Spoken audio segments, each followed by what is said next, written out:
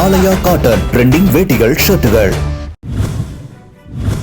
வேளச்சேரி தொகுதி தாவேக வேட்பாளர் குமார் திருவான்மையூர் பகுதியில் தீவிர வாக்கு சேகரிப்பில் ஈடுபட்டார். திருவான்மையூர் 180வது வார்டு பகுதியில் அவர் திறந்தவெளி வாகனத்தில் வீதி வீதியாக சென்று வாக்கு சேகரித்தார்.